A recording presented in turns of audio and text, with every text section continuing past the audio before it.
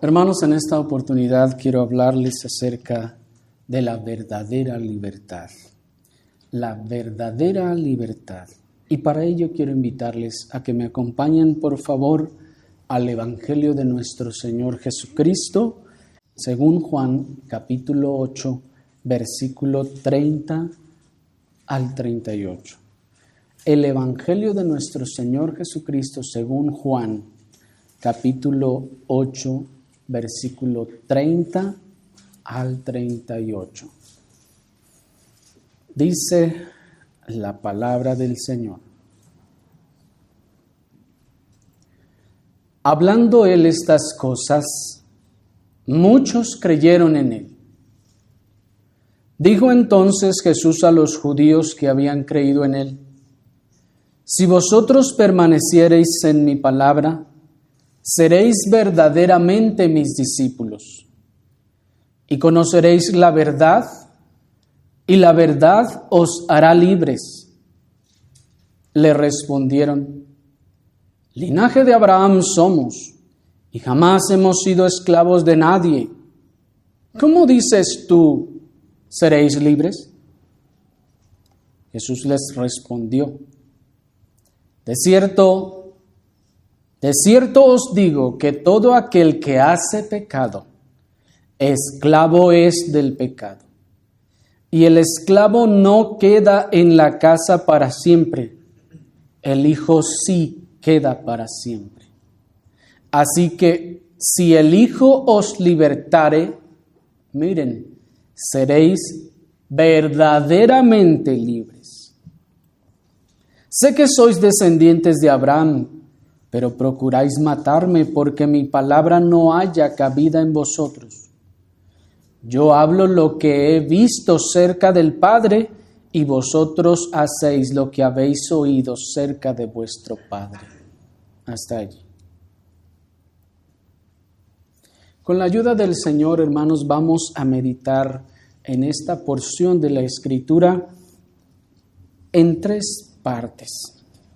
Vamos a ver primeramente la audiencia del contexto, es decir, a quienes le está dirigiendo el Señor estas palabras. Enseguida vamos a ver la verdadera libertad y por último vamos a dar unas notas adicionales. Primeramente, hermanos, es importante que tengamos en cuenta la audiencia a quien el Señor le estaba diciendo estas cosas, porque van a ver cómo esto tiene una importancia fundamental en la explicación de lo que es la verdadera libertad. Algo que ha causado cierta confusión entre los exégetas al considerar este texto es la afirmación que encontramos en el versículo 30. Miren, cuando dice el versículo, hablando él estas cosas, muchos creyeron en él. La confusión de la que les estoy hablando, hermanos, se trata de que este mismo grupo de personas que en el versículo 30 se nos dice que creyeron, en el versículo 33 contradicen al Señor. Y en el versículo 36 nuestro Señor Jesucristo les dice que son esclavos del pecado. En el versículo 37 y en el versículo 40, luego lo leen ustedes, hermanos, escúchenme con atención. En el versículo 37 y el 40 el Señor les evidencia que quieren matarlo. Y en el versículo 41, estos que dice el verso 30 que habían creído, en el versículo 41 lo difaman. Y en el versículo 48 blasfeman de él y le dicen: ¿no decimos que tú eres samaritano y tienes demonio? Y en el versículo 44 nuestro Señor les dice: ustedes son hijos del diablo. ¿Ven la paradoja en la situación? Pues en el versículo 30 dice: muchos creyeron en él. Y en el 31 les dice: el Señor les dijo a los que habían creído en él. Y es ahí entonces donde se encuentra para muchos exégetas la confusión. Para muchos cuesta trabajo creer que pueda haber personas que afirman creer en Cristo, estar entre los seguidores de Cristo y no ser verdaderamente salvos. Hace un rato les decía que muchas veces nos es relativamente fácil señalar al catolicismo romano y decir, sí, miren ellos así o asá.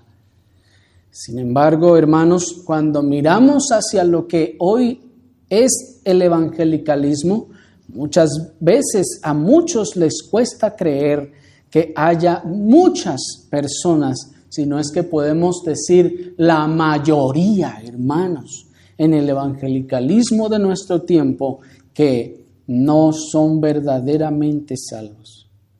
Parece como que si pensáramos que solo el catolicismo engaña. Parece como que si pensáramos que ya con no ser católico y estar en una congregación cristiana, ya se debe ser cristiano. O que hay demasiadas posibilidades de que eso sea así. Pero la Escritura, hermanos, siempre ha sido clara. El Señor nunca nos ha engañado a ese respecto. Y por medio de su palabra nos ha dejado pruebas de que aun cuando el mismo Hijo de Dios predicaba, había personas que decían seguirlo, pero que se engañaban a sí mismos. Mírenlo de esta forma. En la misma congregación, entre comillas, vamos a usar ese término ahora para hacer una figura, en la misma congregación donde Cristo mismo predicaba, donde Él era el predicador, muchos decían creer en Él, pero se estaban engañando a sí mismos. ¿Por qué decimos que se engañaban a sí mismos?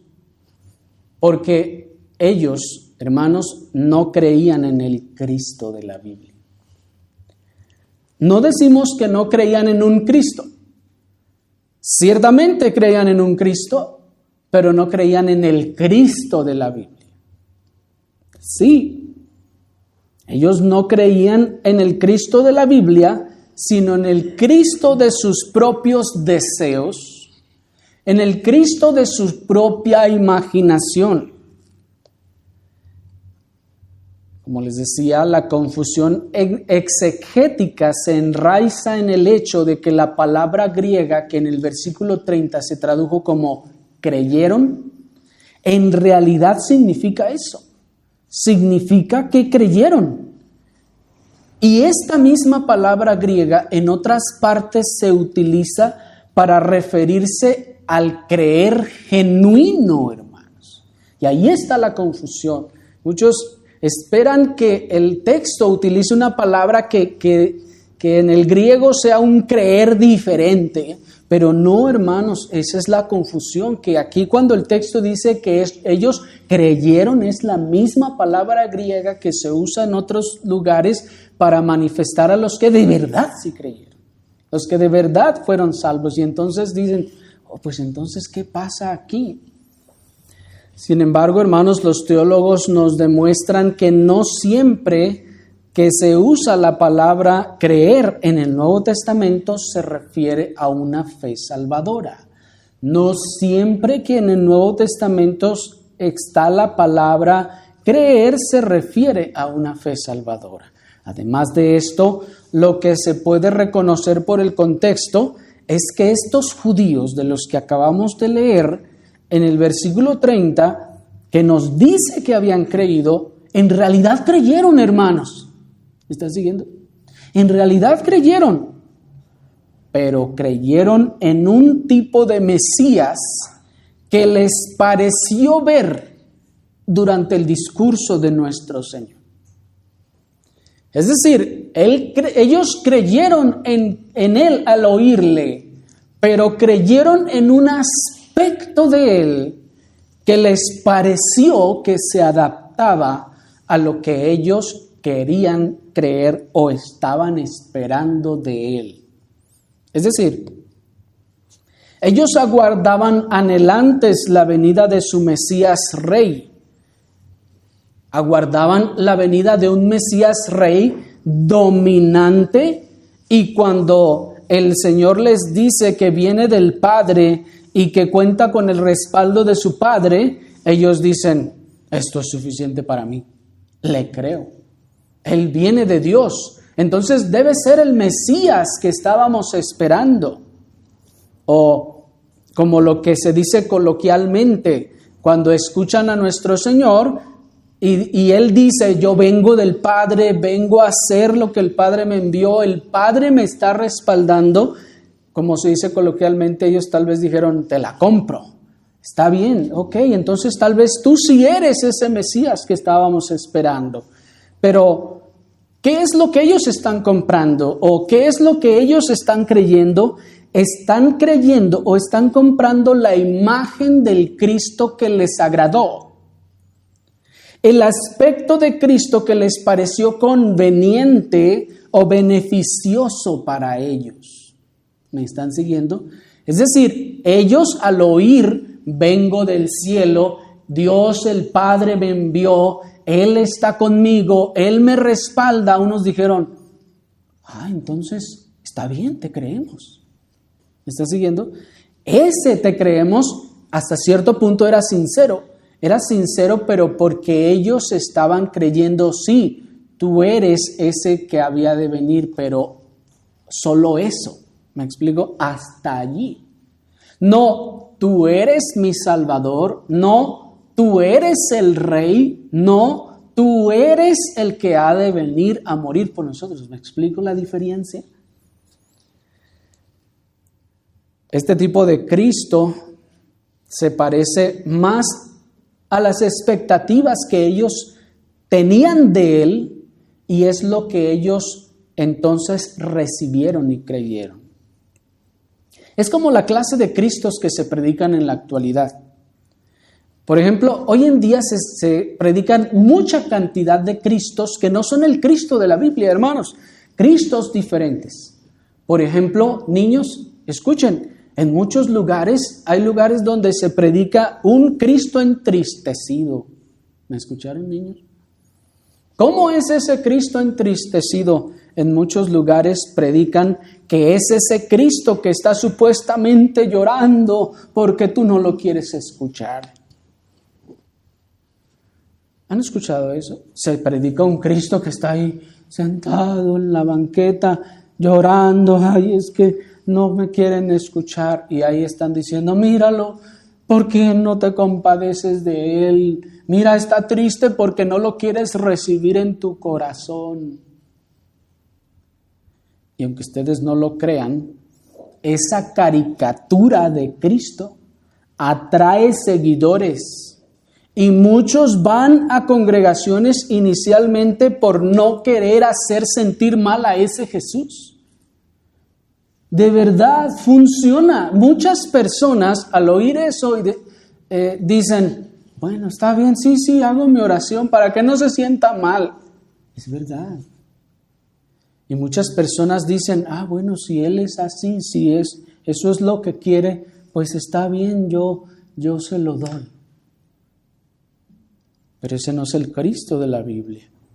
Otra caricatura de Cristo muy común es el Cristo sanador.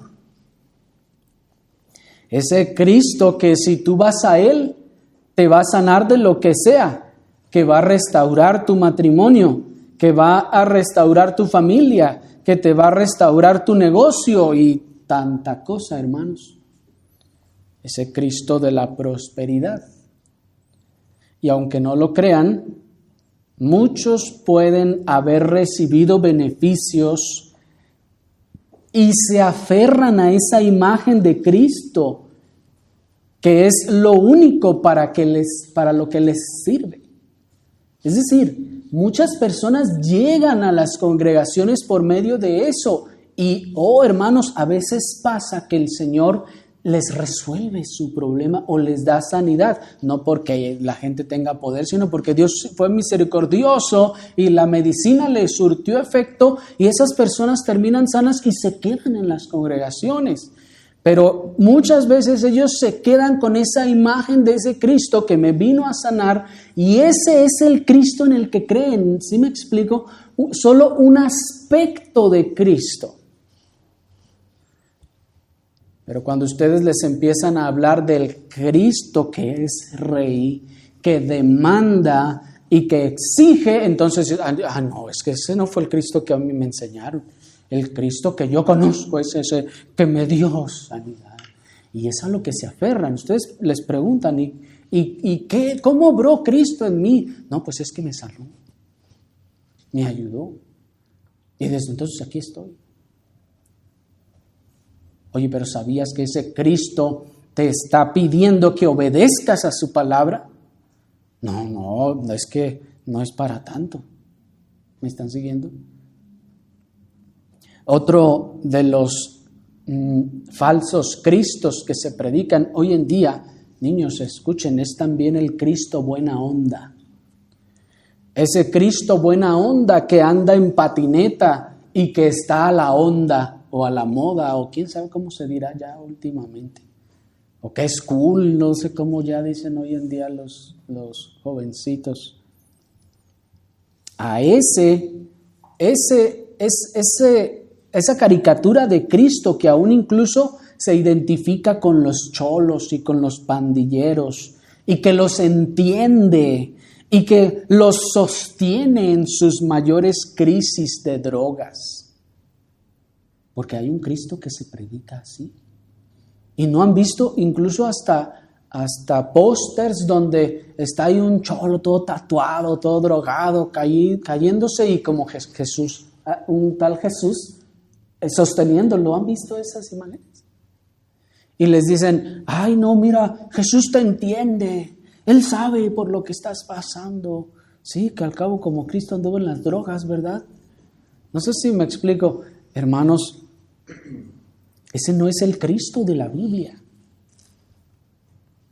Y aunque ustedes no lo crean, muchos drogadictos tienen hasta sus estampitas o imágenes y le piden a ese Jesús, lo ven como su amigo. Y no se les ocurra decirles que ese no es el Cristo verdadero y que ese Cristo nunca admitiría su conducta que ellos están haciendo porque se les echan encima. No se les ocurra decirles que no, ese no es el Cristo de la Biblia porque se les echan encima. Y el último de muchos de los Cristos que se predican hoy en día que les quiero mencionar es el Cristo del amor incondicional. ¿Cuál es el Cristo del amor incondicional? Es ese que te ama sin importar cómo seas. Dicen, Cristo te ama sin importar cómo seas. Es ese Cristo que dicen que te ama sin importar cómo te comportes. Dicen, es un Cristo que siempre estará allí para ti cuando lo necesites. Es un Cristo que no le importa que tengas meses o años sin dirigirte hacia Él. Tú puedes venir a Él y decirle, Señor, pues mira, ya tengo como 10 años que no oro, pero vengo a ti, y que predican ellos y dicen, Él estará listo, dispuesto a escucharte y te ayudará en cualquier problema que tengas. Ese es, hermanos, uno de los Cristos más peligrosos que se enseñan, porque si lo notan, tiene un cierto parecido al Cristo de la Biblia. Medio suena un poco como a la bondad que Cristo tiene para con aquellos a quienes salva. Pero si se dieron cuenta, bueno, yo traté de exaltar las cosas para que ustedes logren hacer la diferencia, pero muchas veces se expresan estas cosas de modo tan sutil que a veces uno no logra discernir la diferencia. Porque alguno tal vez estará preguntando, ay, entonces quiere decir que Cristo no está para cuando yo lo necesite, que yo no puedo ir a Él cuando quiera ir en arrepentimiento y fe. O eso es otra cosa, ¿sí me explico? Pero el Cristo que se predica es, no te preocupes, tú puedes vivir como tú quieras, que al cabo Dios es bueno y ya luego tú puedes venir y le puedes pedir, Él va a estar siempre listo a escucharte, Él es el mejor amigo. ¿Me están siguiendo? Y les repito que su peligrosidad es porque se parece en algunas formas a la gracia y misericordia con la que Cristo alcanza a los suyos, porque de cierto los alcanza con gracia y misericordia, y Él los recibe cuando vienen en arrepentimiento y fe sin importar el pecado y la maldad que traigan encima. Eso es una realidad, pero lo que ahí se tergiversa es que se dice, Él te ama sin importar cómo seas. No, espérame. El Señor te recibe cuando vienes en arrepentimiento sin importar todo lo que traigas. Pero a partir de allí te enseña y te dice, si tú me amas vas a guardar mis mandamientos. De hecho, eso es lo que dice enseguida. Pero antes de ver eso que dice enseguida, quiero decirles que esta es la clase de Cristos que han sido predicados en el evangelicalismo de nuestro tiempo y a los que muchos se han aferrado. Esas imágenes en las que han puesto sus corazones y sus confianzas y no en el Cristo de la Biblia.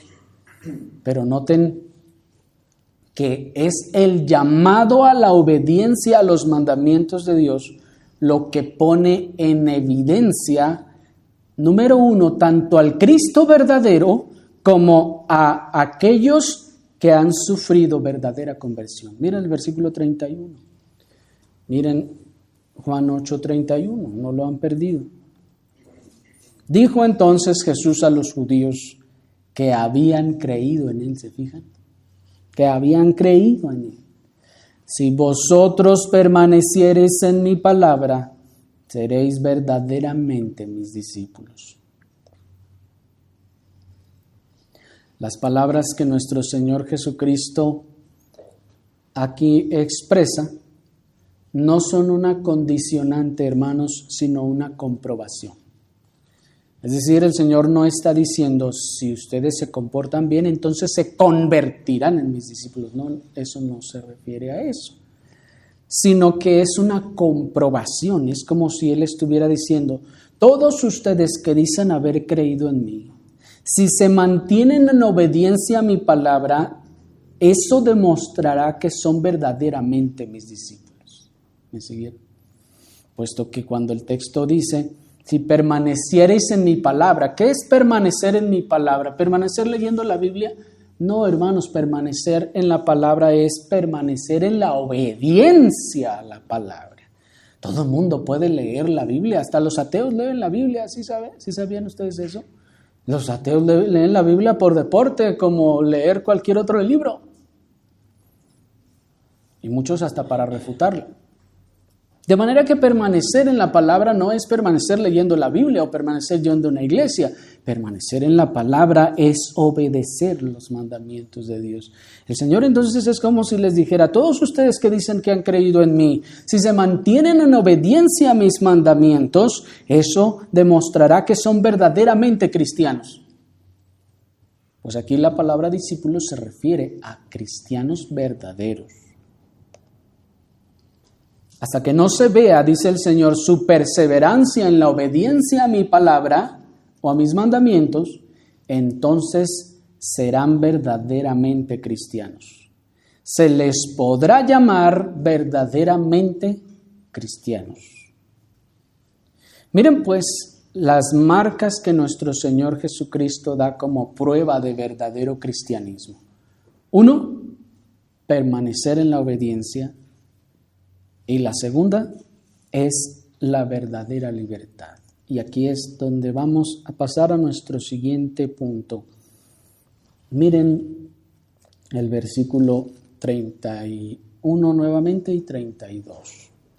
Dijo entonces Jesús a los judíos que habían creído en Él, si vosotros permaneciereis en mi palabra, seréis verdaderamente mis discípulos y conoceréis la verdad. Miren. Y la verdad os hará libres. Ahí están los dos, hermanos, las dos marcas que prueban que hay un verdadero creyente. Es una realidad innegable, hermanos, que la verdadera salvación implica un poderoso cambio en nuestra relación con Dios y en nuestra relación con el pecado. Esto es, implica una nueva relación positiva con Dios y una nueva relación negativa con el pecado. Los que dicen que Cristo o que Dios no es religión, eliminan, hermanos, perversamente la parte santificadora de la salvación, haciendo un indebido énfasis únicamente en la relación con Dios. ¿Han oído esas personas que dicen, Dios no es religión, es relación? Y de eso se puso de moda, hermanos, hace un poco de tiempo. Dios no es religión, es relación. ¿Qué es lo que ellos están diciendo? Que cuando hay salvación, sí, hay una relación nueva con Dios, una relación positiva que no existía. Hay ciertamente una comunión con Dios. Eso no es incorrecto en sí mismo. Lo malo es que se elimine la otra parte, la otra cara de la moneda. Pues la salvación, como vemos, siempre implicará estas dos cosas: una nueva relación con Dios y una nueva relación con el pecado. Es decir, cuando las personas nos digan eso, no, pero Cristo no es religión, es relación. Ah, sí, pero ¿tú crees que la nueva relación de comunión con Dios no va a afectar tu vida personal? Y aún ustedes podrán decirles, ¿y no sabes que la Escritura dice que en el contemplar a Cristo de gloria en gloria somos transformados a la imagen de Cristo? ¿Qué significa eso? Que si de verdad existe esa relación me transformará y generará una nueva relación con el pecado. ¿Acaso Dios entonces está contento y puede habitar y tener relación con uno que está todo el tiempo manchado del pecado?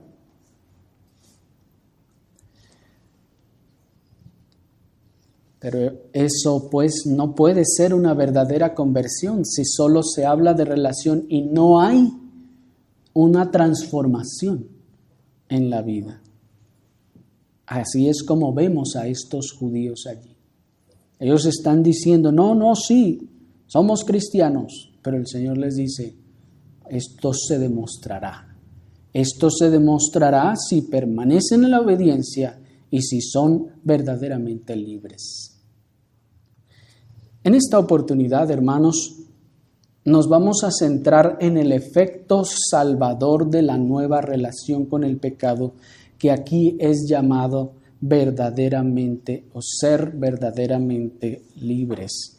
Versículo 36. Acompáñenme, hermanos, al versículo 36. Dice la palabra del Señor. Así que, si el Hijo os libertare, seréis verdaderamente libres. El Señor les está diciendo, todos ustedes dicen que han creído en mí.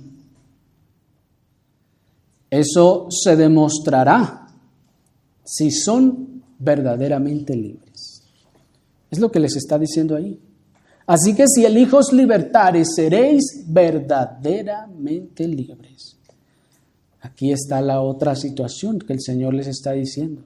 Si ustedes dicen que creyeron en mí, eso se demostrará en que llegarán a ser verdaderamente libres.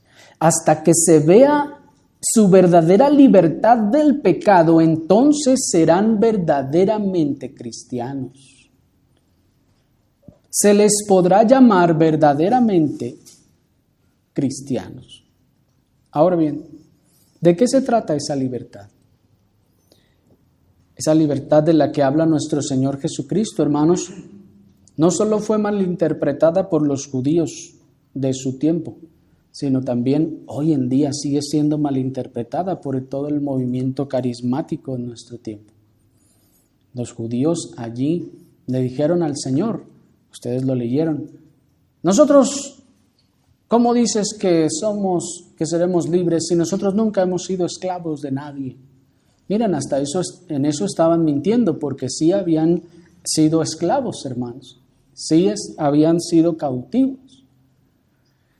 Pero ellos estaban confundiendo la libertad de la que se estaba hablando, pero hoy en día también, pues oímos a muchos predicar, cantar y pregonar que ahora son libres de las inhibiciones naturales, puesto que dicen que ahora pueden alzar las manos, son libres para alzar las manos, son libres para gritar, dicen que son libres para bailar o danzar y dar saltos y cualquier cantidad de cosas que se practican hoy en día. Sin embargo, hermanos, el contexto nos dice claramente que la libertad de la que aquí se trata es la libertad del pecado. Miren el versículo 33. Versículo 33. Le respondieron: linaje de Abraham somos y jamás hemos sido esclavos de nadie. ¿Cómo dices tú, seréis libres? Jesús les respondió: de cierto os digo que todo aquel que hace pecado, esclavo es del pecado. Y el esclavo no queda en la casa para siempre, el Hijo sí queda para siempre. Hasta ahí. El pecado, hermanos, es entonces de lo que el Señor está diciendo que serán libres. El pecado es un engaño sutil, es un dominio. El pecado es un dominio sutil y engañoso, hermanos, que el hombre no se da cuenta de que está bajo su poder hasta que el Espíritu de Dios no le abre los ojos para mirarlo. Es tan sutil, hermanos, y engañoso que el hombre no se da cuenta de que está dominado por el pecado hasta que el Señor no le abra los ojos. El peor de los pecadores puede morir diciendo: ¿qué hice para merecer esto? ¿Y por qué hace eso? Porque no puede ver su propio pecado, hermanos. Solo la conciencia sensibilizada por la operación del Espíritu Santo y la palabra de Dios puede percibir el pecado en sí mismo. En ese sentido, hermanos, escuchen bien esto. No se necesita ser salvo para ver el pecado de los demás. Piensen. No se necesita ser salvo para ver el pecado de los demás. Pero sí se necesita ser salvo para ver mi propio pecado. Porque cualquiera puede ver el pecado de los demás. Todos lo miramos y es lo primero que vemos. Pero la diferencia está en que cuando hay salvación, entonces yo ya puedo ver mi propio pecado. Mientras no hay salvación, no se puede ver, y si se medio logra ver, se excusa, se justifica. Pero solo el que ha sido salvo por la operación del Espíritu Santo puede mirarse a sí mismo, puede ver su condición y reconocer lo que es. Es por ello que la esclavitud del pecado es imperceptible para el que está bajo su poder. Pero la gracia salvadora de Dios, hermanos, hace que Cristo llegue, domine y ate al hombre fuerte y libere al que está cautivo bajo el poder del pecado. Y ahí ocurre esa libertad. Ese pecado que era el Señor poderoso, fuerte dentro de nosotros, que es nuestra casa, nos dominaba. Cuando llega Cristo a la vida del hombre en su salvación, Cristo llega como Rey conquistador, dominante, domina al pecado que es el hombre fuerte, lo ata y libera al hombre, al creyente en este caso, del control y el poder de pecado. De manera que la entrada de Cristo en el corazón del creyente ata y domina al hombre fuerte que antes gobernaba ese corazón, y lo ata libertándolo de su dominio, del dominio del pecado. A partir de entonces, el creyente experimenta una liberación tal del poder del pecado sobre él que primeramente apaga el poder del deseo desenfrenado de cometerlo. Y en segundo lugar, cuando por descuido espiritual ese deseo vuelve a llamar, el creyente posee la gracia o poder de mortificarlo por la gracia de su unión con Cristo. La libertad consiste entonces en eso, hermanos, en que el hombre ya no tiene ese deseo desenfrenado, frenético que tenía por el pecado. Es apaciguado, es aplastado, es dominado por el poder de Cristo. No es absolutamente exterminado, no, es dominado. Por eso la figura de que ha sido atado. Sigue allí, pero está atado y ya no tiene el poder. Eso significa entonces que ya no me domina como saltaba y me dominaba antes. En segundo lugar, eso significa que cuando por descuido de nuestras propias almas el deseo del pecado vuelve a llamar a nuestra vida, ahora el creyente posee una gracia que se deriva de la unión con Cristo para mortificar ese pecado. Esa es la nueva relación con el pecado que el texto llama la verdadera libertad. Pues el Señor dijo, seréis verdaderamente libres. El calificativo verdaderamente que nuestro Señor está usando para describir a la libertad indica, hermanos, la distinción de esa libertad de otras libertades y también está señalando la genuinidad de esa libertad. ¿Me explico? Es como que el Señor está diciendo que esa libertad es una libertad verdadera y no falsa. ¿Sí me explico? El Señor está diciendo, seréis verdaderamente libres, es decir, no de apariencias. ¿Están siguiendo? La verdadera libertad, ahí el Señor los está diciendo, es una libertad verdadera, la que es interna, no la externa. Nos está diciendo que es una libertad completa. La verdadera libertad es una libertad completa y no solo libertad en algunas cosas. Porque alguien puede decir, no, sí, yo he sido libertado del pecado. Ah, sí, ¿de qué le libró el Señor? Pues ya no fumo, ya no tomo, ya no digo malas palabras. Muchas personas basan su cristianismo, creen que son cristianos por eso. Ya no asalto bancos, ya no me quedo con el cambio, el dinero, ya no voy y le robo a mi mamá, a mi papá, lo que sea.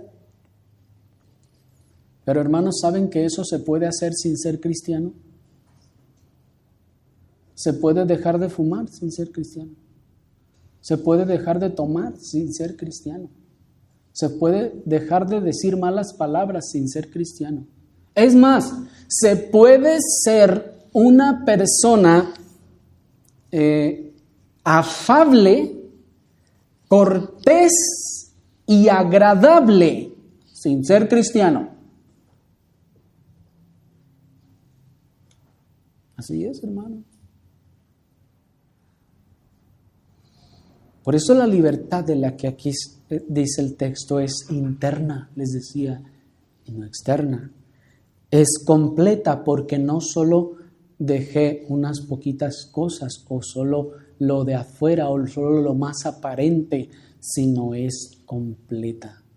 El Señor está va obrando en todos y cada uno de los pecados que el Señor va mostrando a medida que vamos caminando en Él, a medida que su palabra nos va siendo revelada.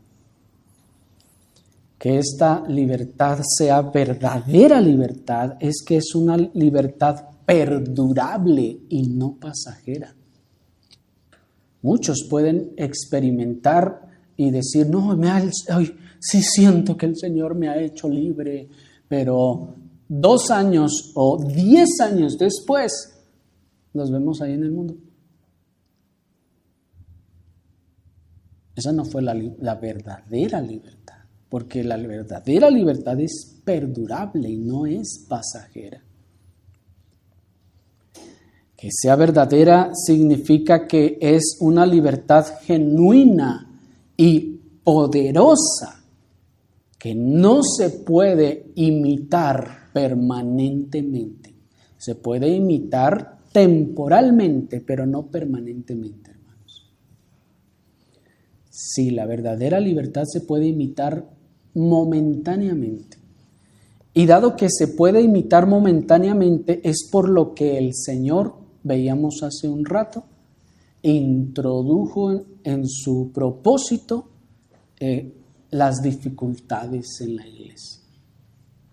Porque sí, se puede imitar el cristianismo de manera externa.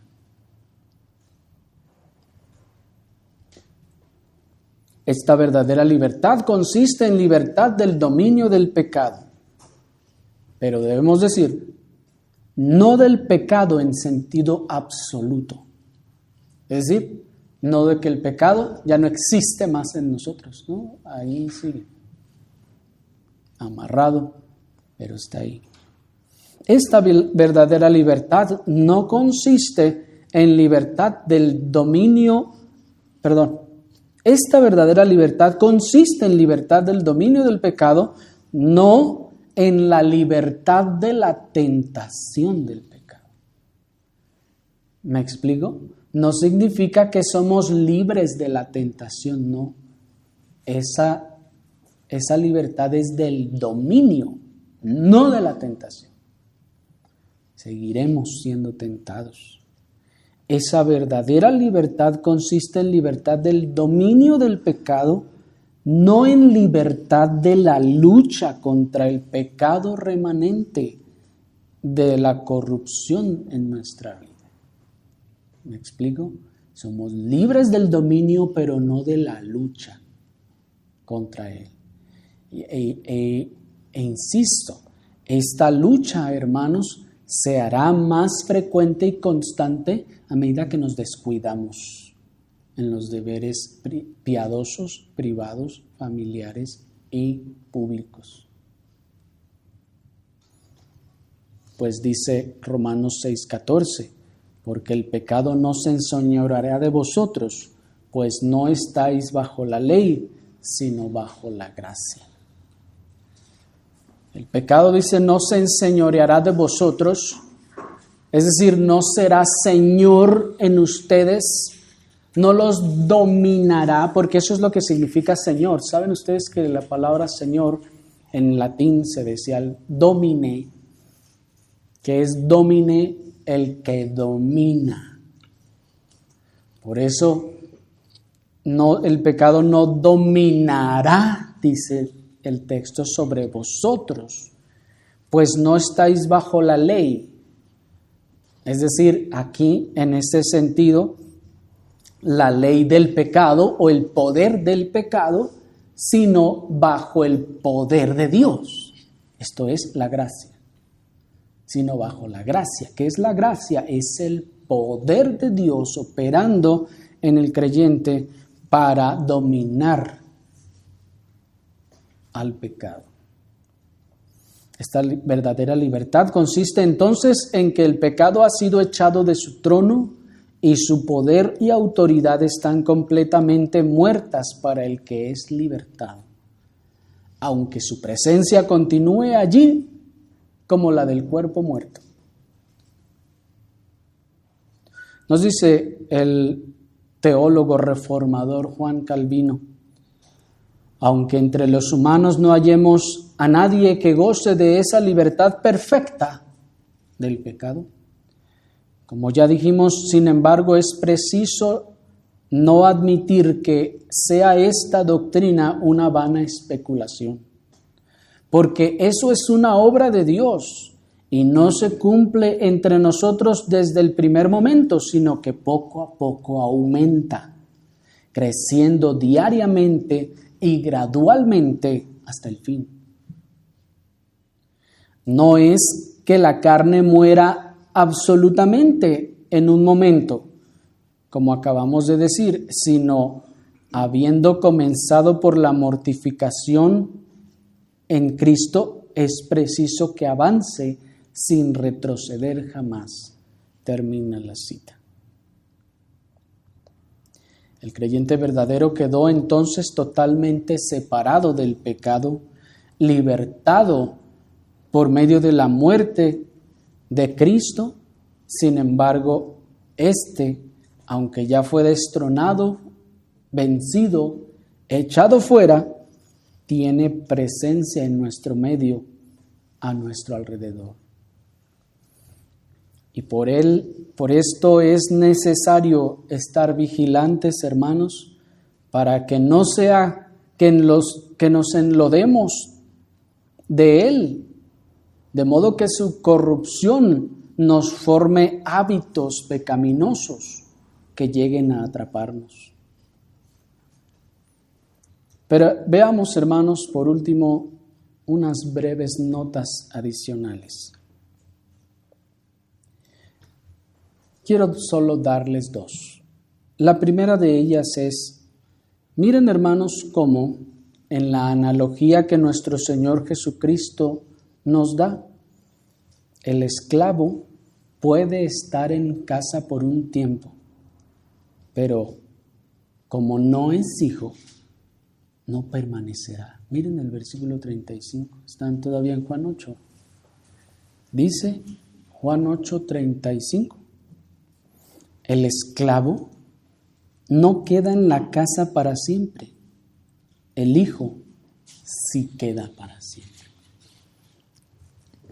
El Señor está haciendo una analogía en donde en la antigüedad un señor, es decir, un hombre poderoso, con dinero, con mucha poder adquisitivo, tiene hijos y tiene esclavos. Sus esclavos viven en su casa. En la antigüedad así era. El patrón, el amo, compra a los esclavos y les tiene ahí en su casa, en sus cuartos, y viven con él. De hecho, comen de la hacienda del amo. El amo los mantiene y les da de comer, ¿sí? Y ellos trabajan y les sirven. Y están en su casa, y ustedes ven en la casa tanto a los hijos como a los esclavos, todos caminar así. Hay esclavos incluso que llegan a niveles muy importantes dentro de la casa, a tomar autoridades o autoridad en la casa, como en el caso de Abraham sucedía con aquel Damaseno que estaba con él. Dice la Escritura que cuando el Señor le da la promesa a Abraham, le dice, ¿cómo será esto si pues tengo aquí a este Damaseno? Es decir, que había un esclavo que era de Damasco, que había comprado a Abraham y que era el mayor o el mayordomo de todos sus esclavos. Y decía, pues ese es el único que está más cerca de mí, digámoslo así. Entonces había esclavos que podían estar por años o toda su vida, hermanos, en la casa. La analogía que el Señor propone aquí es, miren, aunque el esclavo y el hijo viven ambos en la misma casa y comen la misma comida, el esclavo no queda en la casa para siempre, el hijo es el único que queda para siempre. Y aunque ciertamente, hermanos, aquí Él se está refiriendo a sí mismo, al Señor Jesucristo, también esta analogía nos está diciendo, hermanos, que el esclavo del pecado está por un tiempo en la casa de Dios, pero no pertenece a ella. y saldrá eventualmente. Piensen en eso, miren eso, hermanos. El esclavo también está en la casa y come de lo mismo, pero eventualmente saldrá. No permanecerá porque no es hijo. Porque el que ha sido libertado verdaderamente del pecado es hecho hijo y permanecerá en la casa de su padre porque es heredero y no esclavo. En segundo lugar, hermanos, la última nota adicional es que noten el patrón de todos los que, habiendo creído en un Jesús que no es el de la Biblia, noten el patrón que hacen cuando se les llama a la obediencia a los mandamientos de Dios. Vimos que estos judíos dijeron haber creído en Jesús, en un Jesús que, como les decía al principio, no es el de la Biblia, en un Jesús que les agradó o les convenía. Pero noten entonces el proceso que llevan esta clase de personas en esto. Cuando ellos dicen que sí creen en Cristo, que son cristianos, que creen en Jesús, pero miren, en cuanto se les llama a la obediencia a los mandamientos de Dios, lo primero que hacen es que contienden. Ya vimos en el verso 32 que el Señor el 31 y 32 les dice, si permanecieres en mi palabra, y les dice, seréis verdaderamente salvos. Y les está diciendo, permanezcan en mis mandamientos. Y los que no son salvos, ¿qué hace? Verso 33, empiezan a contender. No, pero a ver, ¿de qué estás hablando? ¿Cómo? Si nosotros nunca hemos sido esclavos. Y lo siguiente es que se defienden carnalmente. ¿Por qué carnalmente? Porque miren sus argumentos. Nosotros no hemos sido esclavos de nadie. El Señor no está hablando de esclavitud terrenal. Además están mintiendo en su defensa. ¿Todo esto por qué? Porque se les llamó a la obediencia. Después de que contienden carnalmente, le buscan defectos al predicador. Dice el versículo 41. Si ustedes están allí, dice el versículo 41. Vosotros hacéis las obras de vuestro padre. Entonces le dijeron, nosotros no somos nacidos de fornicación, un padre tenemos que es Dios. ¿Qué hicieron allí? Entre los fariseos y los judíos había el rumor de que la madre de Jesús habría fornicado con alguien porque salió embarazada antes que se juntase con José. Eso fue evidente para todos los que lo rodeaban. ¿Sí me explico? Y entre ellos estaba el chisme de que Jesús habría sido nacido de fornicación, porque no se juntó con José antes de que saliera embarazada, ¿se acuerdan? Por esta razón, ellos sabiendo esto, le empiezan a tirar indirectas. Nosotros no somos hijos de fornicación. ¿Se fijan, hermanos? Y todo comenzó cuando se les llamó a la obediencia a los mandamientos. Pero noten que esto no quedó allí, sino que se enojan contra el predicador. Pues miren el versículo 37 y el versículo 40. Dice el Señor mismo al final, procuráis matarme porque mi palabra no haya cabida en vosotros. Miren el versículo 40, pero ahora procuráis matarme a mí. Ellos están enojados contra él. Y por último, después de que se enojan contra el predicador, ofenden y blasfeman. La ofensa la encontramos también en el versículo 41 cuando dicen no somos nacidos de fornicación. ¿Qué le estaban diciendo al Señor allí? De hecho, eso es literalmente, hermanos, como cuando en nuestro país le recuerdan a la mamá a alguien más. Piénsenlo, en realidad eso es lo que le está diciendo.